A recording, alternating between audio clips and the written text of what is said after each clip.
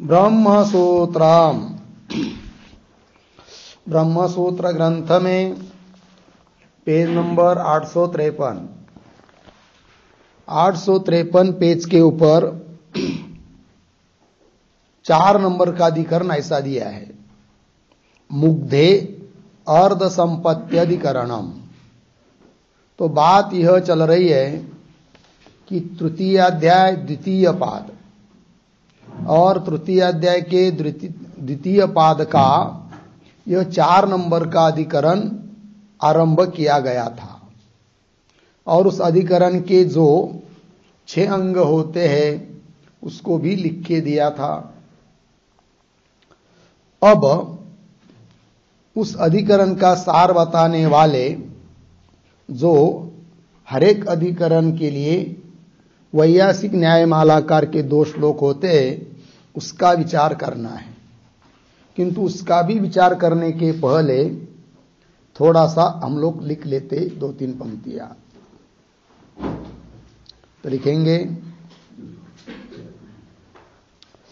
तद एवं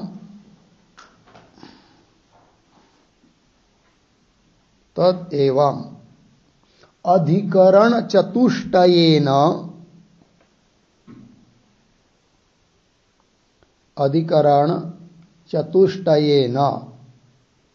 त्वं पदार्थ शोधितः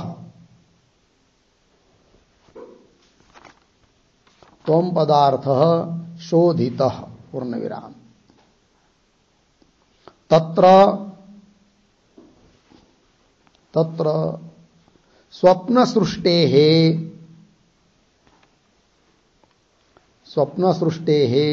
मिथ्यात्वेन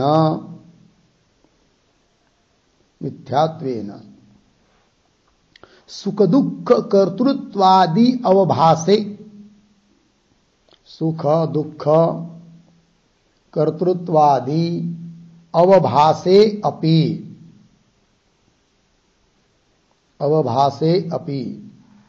जीवः असंगः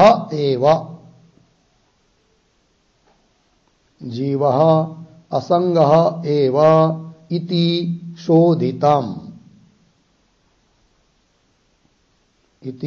शोधितम कंस में लिखिए निश्चितम,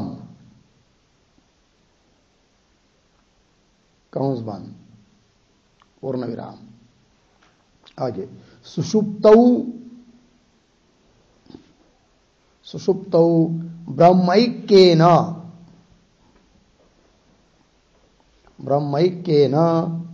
तदेव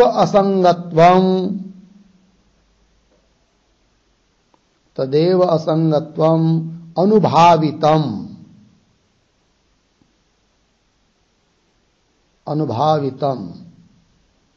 अर्धविराम। तस्य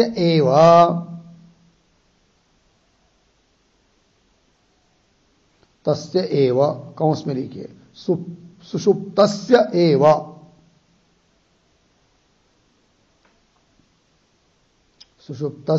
कंस बंद पुनः प्रतिबोधेन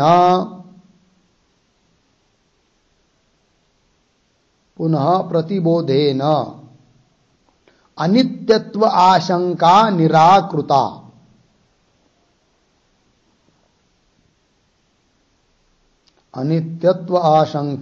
निराकृता, पूर्ण विराम। आगे मूर्छा विचारेण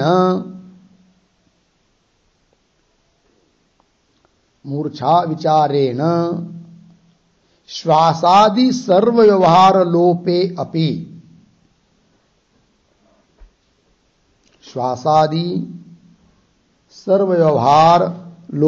अपि,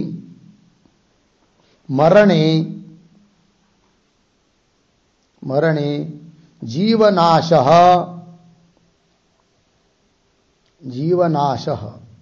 न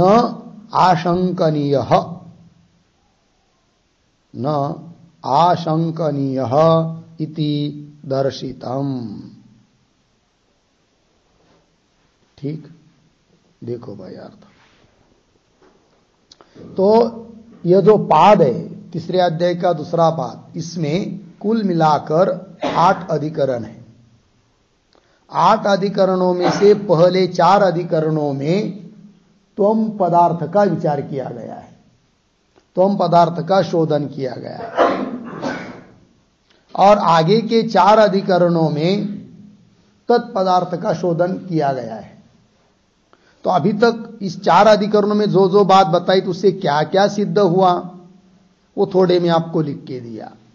क्या कहा कि इस प्रकार से 4 अधिकरणों के द्वारा त्वम पदार्थ का शोधन किया। वो त्वम पद का अर्थ जो परम जीवात्मा वो है क्या कैसा है, वो तो न सुषुप्ति स्वरूप है, न जागृत स्वरूप है, न स्वप्न स्वरूप है, न मूर्छा मरण, इन सभी अवस्थाओं से अतिरिक्त है, अविनाशी है, स्वयं प्रकाशित है। इस बात को सिद्ध किया, जिसका भेद तत्पदार्थ के साथ करना है। ठीक, तो वो बता रहे हैं तत्र, उसमें भी स्वप्न सृष्टि मिथ्यात्वेन, स्वप्न सृष्टि कैसी है, मिथ्या है, प्रातिभासिक, मिथ्या होने से। तो सुख दुख कर्तृत्वादि अवभाषे भी सुषुप्ति में, स्वप्न में सुख का कर्ता, दुख का कर्ता रूप से और उसका अनुभवता के रूप से जीवात्मा प्रतीत होने पर भी अवभाषे अपि जीव असंग एव, जीव असंग ही है। स्वप्न पदार्थों में से किसी पदार्थों का संग उस जीव के साथ नहीं है, इस बात का निश्चय किया, असंगता सिद्ध की, स्वयं प्रकाशता सिद्ध हो गई स्वप्न को लेकर। असंग एव इति शोधितम निश्चितम। अच्छा, फिर सुषुप्ति, तो सुषुप्तौ ब्रह्मैक्येन, सुषुप्ति में ब्रह्म के साथ एक रूप हो जाने के कारण तदेव असंगत्वम अनुभावितम, तो वही असंगत्व का अनुभव बताया। अच्छा, आगे तस्यैव पुनः सुषुप्तस्यैव, सोए हुए पुरुष का ही पुनः जागरण होता है। सुषुप्ति से जागृत में आने वाला और कोई नहीं, वही है जो सोया था। ऐसा कथन से क्या हुआ, जीव में यदि कोई समझता है कि जीव अनित्य है तो उसके अनित्यत्व की शंका भी दूर हो जाती है, क्योंकि जो सोया था वो नष्ट नहीं हुआ, वही जागृत में आ गया। तो वही कह रहे, तो तस्यैव प्रतिबोधेन, जागृत में आ जाने से अनित्यत्व आशंका निराकृता, अनित्यत्व की शंका आशंका दूर हो गई। अच्छा, फिर मूर्छा का विचार करने से क्या होगा, तब कह रहे मूर्छा विचारेण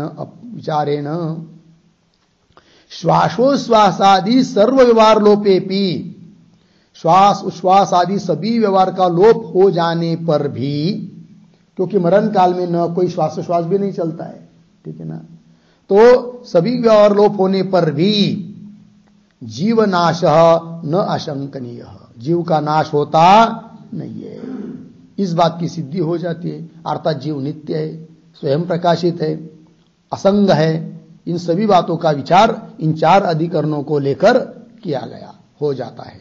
ठीक है, चलिए आगे। अब वो 2 श्लोकों का विचार करते हैं जो अधिकरण का सार बताते हैं, वैयासिक न्याय मालाकार के 2 श्लोक। तो श्लोक का उच्चारण और अर्थ। किम मूर्छैका जाग्रदादौ, किम वावस्थान्तरं भवेत्, अन्यावस्थान प्रसिद्धा, तेनैका जाग्रदादिषु,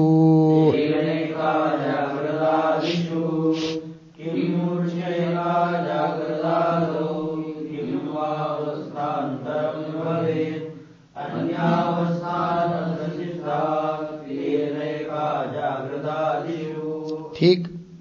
देखो भाई, पदच्छेद, किम मूर्छा एका जाग्रदादौ, किम वा अवस्थान्तरम भवेत, अन्या अवस्था न प्रसिद्धा, तेन एका जाग्रदादिषु।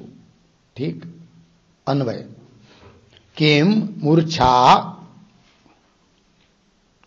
एक शब्द छोड़कर आगे, जाग्रदादौ पीछे, एका आगे, किम वा अवस्थांतरम भवेत। आगे, अन्यावस्था न प्रसिद्धा तेन, अंतिम में जागृदादिशु पीछे एका। ठीक है, देखो भाई, पहला श्लोक पूर्व पक्षी का होता है, तो अर्थ देखिए। तो विकल्प किम, क्या मूर्छा जागृदादौ एका, अर्थात जागृदादि जो प्रसिद्ध अवस्थाएं है उनमें ही कोई एक अवस्था मूर्छा है क्या? पहला विकल्प। किम वा अवस्थांतरम भवेत्, अथवा प्रसिद्ध जो जागृदादि है उन अवस्थाओं से कोई अवस्थांतर भिन्न ही अवस्था है मूर्छा, दोनों में क्या चीज है? विकल्प हुआ। ठीक, फिर आगे उत्तर दे रहे अन्यावस्था न, पूर्व पक्षी बोल रहा है कि मूर्छा कोई स्वतंत्र अलग अवस्था नहीं है। अन्यावस्था न प्रसिद्धा, अन्य कोई अवस्था प्रसिद्ध है नहीं है। यदि मूर्छा कोई इन चार से अतिरिक्त अवस्था होती तो प्रसिद्ध रहती, किंतु जागृत स्वप्न सुषुप्ति और मृत्यु मरण इन चार से अतिरिक्त कोई प्रसिद्ध अवस्था नहीं है, अतः मूर्छा कोई अतिरिक्त अवस्था नहीं होगी तो इन चार में ही इसका अंतर्भाव होगा। ये बोल रहा है पूर्व पक्षी। अन्य अवस्था न प्रसिद्धा तेन, ऐसा होने से जागृदादिशु एका, जागृदादि अवस्थाओं में ही यह एक अवस्था है। कौन सी? मूर्छा। ये पूर्व पक्षी ने कह दिया। ठीक, आगे चलिए दूसरा श्लोक। न जाग्रत स्वप्नयोरेका द्वैता भानान्न सुप्तता मुखादि विकृतेस्तेना वस्तान्यालोक सम्मता।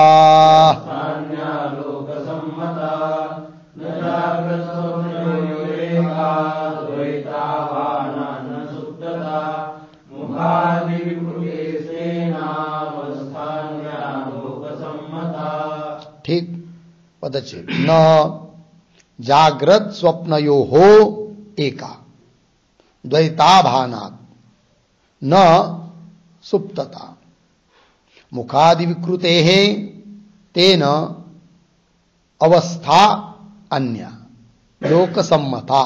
ठीक, अब अन्वय शुरू के 2-3 शब्द छोड़कर द्वैताभानात्, द्वैत अभानात् पीछे, जागृत स्वप्नयो हो एका पीछे, न आगे उत्तरार्ध में मुखादि विकृते पीछे, सुप्तता न, सुप्तता न आगे, तेना एक शब्द छोड़कर आगे, अन्या पीछे, अवस्था अंतिम में, लोक संपदा, लोक सम्मता, तेन अन्यावस्था लोक सम्मता हो गया। अर्थ देखो भाई, सिद्धांति कहते हैं द्वैताभानात्, द्वैत अभानात्, मूर्छावस्था में किसी भी द्वैत का भान नहीं है, द्वैत की प्रतीति नहीं है। इसलिए जागृत स्वप्न यो हो एका न, जागृत स्वप्न में कोई एक अवस्था है मूर्छा, ऐसा नहीं कह सकते। अर्थात मूर्छा का अंतर्भाव जागृत में नहीं कर सकते, स्वप्न में भी नहीं कर सकते। कारण जागृत और स्वप्न में द्वैत का भान है और मूर्छा में द्वैत का भान नहीं है। द्वैत अभानात्, क्यों? जागृत स्वप्न यो हो एका न। अच्छा, तो कोई बोलेगा फिर एक काम करो, सुषुप्ति में अंतर्भाव कर लो मूर्छा का, तब करे मुखादि विकृते है सुप्तता न। जिसको मूर्छा प्राप्त हुई है उसका मुख वगैरह कैसा होता है? अत्यंत विकृत, भयानक, बहुत सारे विधर्म होते हैं। इसलिए भी उस मूर्छावस्था का अंतर्भाव सुषुप्ति में नहीं कर सकते, क्योंकि सोया हुआ व्यक्ति का मुख प्रसन्न वदन होता है और मूर्छावस्था में प्राप्त हुआ व्यक्ति का मुख विकृत होता है, भयानक होता है। मुखादि विकृते, मुखादि विकृति होने के कारण सुप्तता न, सुषुप्ति में अंतर्भाव नहीं है। फिर है क्या ये? तेन अन्या अवस्था, यह अन्य ही अवस्था है, मतलब जो लोक प्रसिद्ध अवस्था है चार, उनमें से भिन्न है। किंतु भिन्न होने पर भी लोगों को मान्य नहीं है, यह बात नहीं। लोक सम्मता, लोगों को सम्मत है, प्रसिद्ध नहीं है। बालकादियों में प्रसिद्ध नहीं है मूर्छा अवस्था, किंतु लोग मूर्छा को मानते ही नहीं, यह बात नहीं है।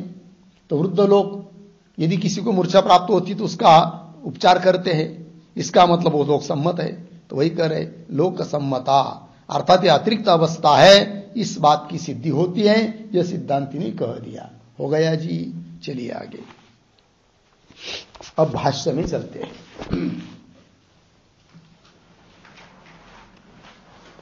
देखो भाई,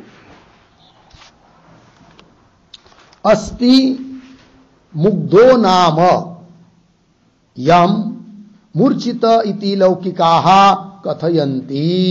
ठीक है, थोड़ा सा शब्दों का अन्वय।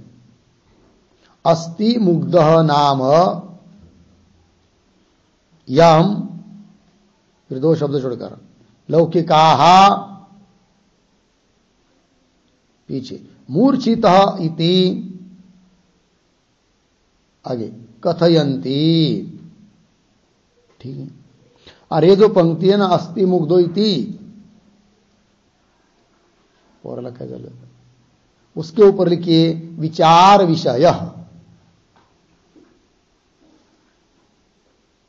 विचार विषय। ठीक, अब अर्थ देखिए भाई।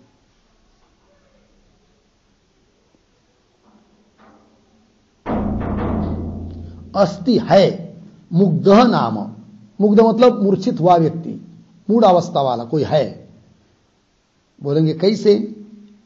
तो यम, जिसको लौकिकाः, लौकिक लोक, व्यवहार के लोक मूर्छित इति कथयन्ति, मूर्छित है ऐसा कह देते, बेहोश है, मूर्छित है ऐसा कह देते हैं। अर्थात मुग्ध नाम का कोई है जिसको मूर्छावस्था प्राप्त हुई है। आगे, सह तो किमवस्थः इति परीक्षायाम। ठीक है, सह, सह मुग्धः, मूर्छित, मुग्ध व्यक्ति, मोहित व्यक्ति, किम अवस्था, किस अवस्था वाला है? अर्थात वो जो मोहित व्यक्ति, मुग्ध व्यक्ति है, वो क्या सुषुप्ति में चला गया, या जागृत में गया, या स्वप्न में है, या मर गया, या और कोई अवस्था वाला है? इति परीक्षायाम, परीक्षा विचार, इति परीक्षायाम, इति विचारे, ऐसा विचार का प्रसंग होने पर उच्यते, उच्यते अर्थात हम बोलते, पूर्व पक्षी बोलना शुरू कर रहा है, उच्यते। तो उच्यते क्या? तिस्रः तावद अवस्थाः शरीरस्थस्य जीवस्य प्रसिद्धाः जागृतम स्वप्न सुषुप्तम इति। तो ये जो पंक्ति उच्यते इत्यादि, उसके ऊपर लिखिए पूर्व पक्ष।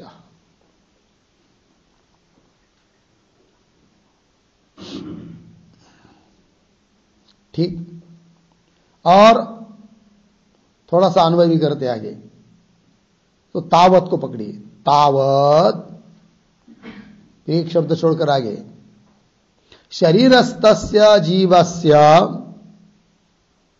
पीछे तिस्रः, आगे अवस्थाः, आगे प्रसिद्धाः। ठीक, तावत सबसे पहले तो शरीरस्थस्य जीवस्त, शरीर में विद्यमान जीव की क्या? तिस्रः अवस्थाः प्रसिद्धा, तीन अवस्था प्रसिद्ध है। तीन अवस्था कौन कौन? जागृतम, स्वप्नः, सुषुप्तम इति। जागृत अवस्था, स्वप्न अवस्था, सुषुप्ति अवस्था, ये तीन अवस्था शरीर में रहने वाले जीव के लिए प्रसिद्ध है, सब लोग जानते हैं। आगे चतुर्थी, शरीरात अपश्रुति ही, अर्धविराम, न तो पंचमी काचिद अवस्था जीवस्य श्रुतौ स्मृतौ वा प्रसिद्धा अस्ति। ठीक है, ये जो पंक्ति चालू हुई चतुर्थी, उसके पहले एक वाक्य लिखी छोटा सा अवतरण, शरीरस्थस्य इति शरीरस्थस्य इति विशेषण सिद्धम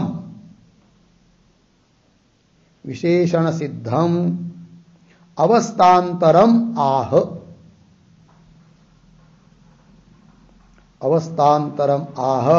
चतुर्थी इति।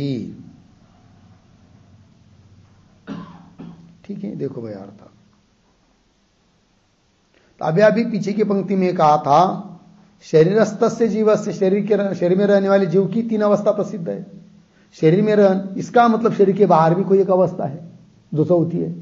तो वही कह रहे हैं शरीरस्थस्य इति विशेषण सिद्धम, इस विशेषण से आपसे आप सिद्ध हो जाती है और कोई बाहर की भी अवस्था है चतुर्थी। तो वही कह रहे अवस्थान्तरम आह चतुर्थी, चौथी। क्या है वो? शरीरात अपश्रुति। अपश्रुति शब्द का अर्थ होता है त्याग, मरण। ठीक है, शरीर को छोड़ना, वही है मरण। ये चौथी अवस्था है जीव की। ठीक, चतुर्थी शरीरात अपसृप्ति ही ऐसा है। अपसृप्ति मतलब मरण या त्याग। ये 4 हो गई ना। फिर आगे कह रहे न तो पंचमी काचित अवस्था जीवस्य श्रुतौ स्मृतौ वा प्रसिद्धास्ति, न कान्वय अस्ति के साथ। तू पंचमी 5वीं कोई अवस्था जीव के लिए श्रुति में और स्मृति में प्रसिद्ध नहीं है। 4 ही अवस्था प्रसिद्ध है, श्रुति स्मृति में, लोक में भी। ठीक है, तस्मात् चतुस्राणाम एव अवस्थानाम अन्यतमावस्था मूर्छा इति हो गया। तस्मात् इसलिए 4 जो अवस्था है, चतुस्राणाम एव अवस्थानाम, 4 अवस्थाओं में ही कोई एक अवस्था है मूर्छा। अन्यतमावस्था मूर्छा, 4 में ही कोई एक अवस्था है, अर्थात इन 4 में किसी में मूर्छा का अंतर्भाव हो जाता है, उससे अतिरिक्त कोई 5वीं अवस्था नहीं है। ऐसा बोल रहा है कौन? पूर्व पक्षी। वही इति। फिर आगे करे एवं प्राप्ते ब्रूमः। तो एवं प्राप्ते, इसके ऊपर लिखिए सिद्धांत।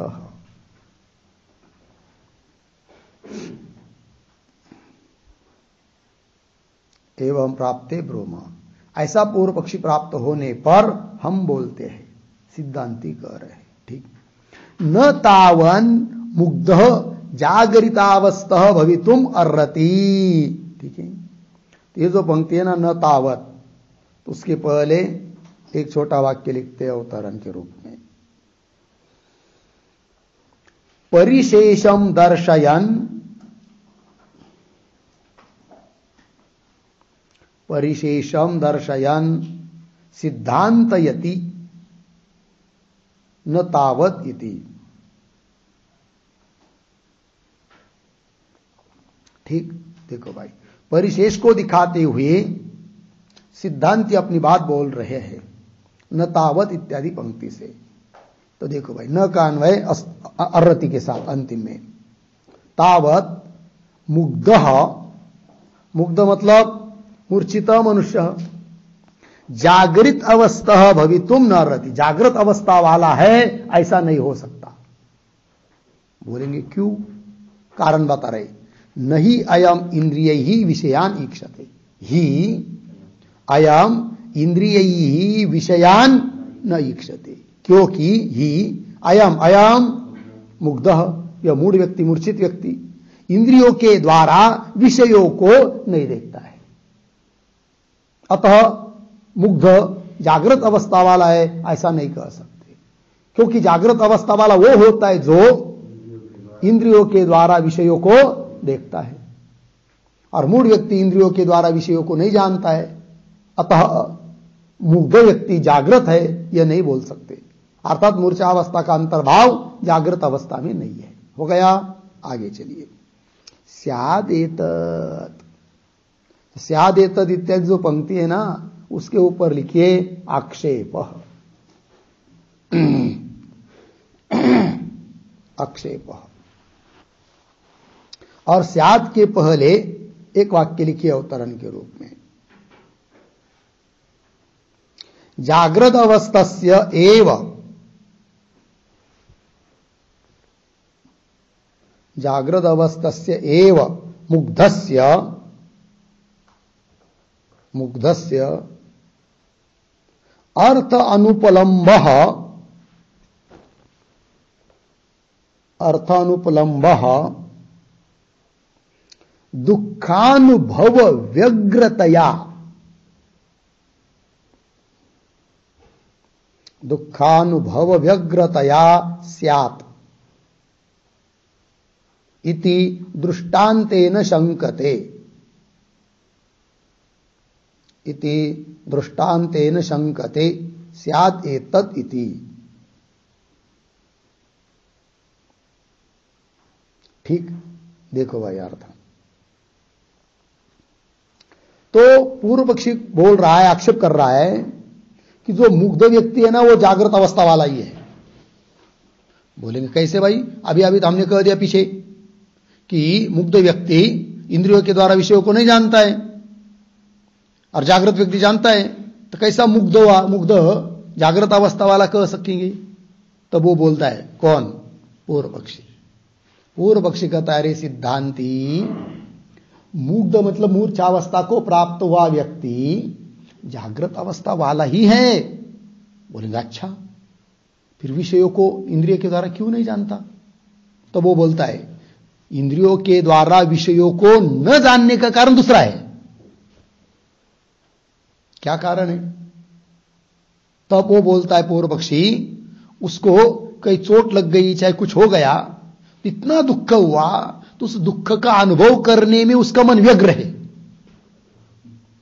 मूर्छित व्यक्ति का। इसलिए वह जागृत अवस्था में होता हुआ भी इंद्रियों के द्वारा विषयों को नहीं जानता है। बोलेंगे ऐसा कोई दृष्टांत है आपके पास कि जागृत अवस्था में कोई व्यक्ति है और विषयों को नहीं देख रहा है इंद्रियों के द्वारा? बोलेंगे हां हां दृष्टांत है। बोलेंगे बताओ कौन दृष्टांत है? तो पूर्व पक्ष दृष्टांत देता है ईशुकार का। ईशुकार का मतलब होता है, ईशु मतलब बाण। कोई व्यक्ति रहता है लोहार आदि और वो बाण बनाता है रास्ते के किनारे अपने दुकान पर। बाण बनाने में इतना व्यग्र तल्लीन हो गया है कि उसके आगे से रोड से एक राजा की सवारी जाती है, बहुत ढोल बाज बजाते हुए चली जाती है बहुत दूर। फिर उसके बाद कोई व्यक्ति वहां आता है और उसको, उस सवारी को राजा के उस दिंडी में उसको शामिल होना है, किंतु पता नहीं कौन रास्ते से गई। अतः वह व्यक्ति इस व्यक्ति को पूछता है जो बाण बना रहा है कि नहीं, अरे भाई क्या क्या कौन है वो? तुम? अरे यहां से अभी अभी कोई राजा की सवारी इस रोड से गई है क्या? कौन से रोड से गई? कुछ पता है तुमको? देखा तुमने? मुझे कुछ भी पता नहीं था। हो सकता है इस रोड से गई होगी, किंतु मैं उस समय बाण बनाने में इतना व्यग्र व्यस्त हो गया था कि मैं नहीं जान पाया। अब देखो, तो बाण बनाने वाला व्यक्ति, तैयार करने वाला व्यक्ति जागृत अवस्था में ही है, तो भी अन्य विषयों को नहीं जान रहा है, जागृत अवस्था में ही है, क्योंकि उसका मन बाण बनाने में व्यग्र हुआ है, तल्लीन हो चुका है, लीन हो चुका है। ठीक उसी प्रकार जो मूर्छित व्यक्ति होता है, उसका मन, उसको जो भी दुख हुआ है उस दुख का अनुभव करने में इतना व्यग्र हो गया है कि बाकी के विषयों को इंद्रियों के द्वारा नहीं जानता है। इसका मतलब यह थोड़ी कि वो जागृत में नहीं है तो जागृत में ही है। कौन बोल रहा है? पूर्व पक्षी। इस बात समझ में आई? अवतरण में लिख के दिया आपको। क्या लिखा? हां, जागृत अवस्था से मुग्धस्य, मुग्ध व्यक्ति, मूर्छावस्था को प्राप्त हुआ व्यक्ति जागृत अवस्था वाला ही है। फिर अर्थ को, विषयों को क्यों नहीं जानता? अर्थ अनुपलम्ब, अर्थ का उपलब्ध, विषयों का उपलब्धि उसको इसलिए नहीं होती है, क्यों? दुखानुभव व्यग्रतया, है कि नहीं? उसका मन दुख का अनुभव करने में अत्यंत व्यग्र हुआ है। इस बात को दृष्टांत पूर्वक बता रहा है पूर्व पक्षी। ठीक, पंक्ति स्यादेतत्, यह भी होगा। इशुकार न्यायेन मुग्ध भविष्यति। कौन बोल रहा है? पूर्व पक्षी। मुग्ध कैसा होगा? इशुकार न्याय से होगा। तो बोलेंगे इशुकार न्याय क्या चीज है भाई?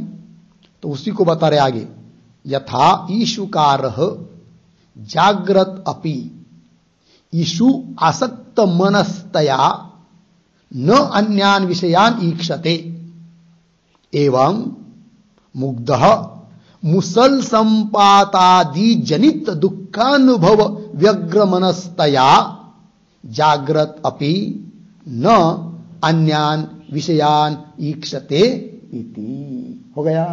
देखो भाई अर्थ। तो ये जो पंक्ति ना यथा ईशुकार, यथा के पहले बहुत छोटा वाक्य लिखिए अवतरण। क्या लिखेंगे? ईशुकार न्यायम प्रपंचयति। ईशुकार न्यायम प्रपंचयति यथा इति। ठीक। अभी पीछे की पंक्ति में कहा था ना ईशुकार न्याय, तो ईशुकार न्याय क्या है वो बता रहे। देखियो भाई, यथा ईशुकार, ईशुकते बाण, बाण बनाने वाला व्यक्ति, ईशुकार जागृत अपि, जागृत अपि मतलब जागर अवस्था अपि, जागृत अवस्था में होता हुआ भी, ईशु आसक्त मनस्तया, वो बाण बनाने में उसका मन इतना आसक्त व्यग्र हो चुका है, आसक्त मनस्तया, न अन्यान विषयान इक्षते, उस बाण को छोड़कर अन्य विषयों को जानता नहीं, देखता नहीं है। कोई पास में आकर बैठ गया, कोई बोल रहा है तो भी उधर उसका ध्यान नहीं है। इतनी बड़ी सवारी गई राजा की, राजा की ऐसी चुपचाप सवारी जाएगी क्या? ढोल बाजा बजा कर जाएगी ना, तो भी उसको मालूम नहीं पड़ा। वही न अन्यान विषयान ईक्षते, दृष्टांत हुआ। आगे एवं, थोड़ा अन्वय, मुग्ध को बाद में लेंगे, इतना ही। एवं कैसा? मुसल संपातादि जनित दुखानुभव व्यग्र मनस्तया, यहां लेंगे मुग्ध जागृत अपि। अब देखो अर्थ।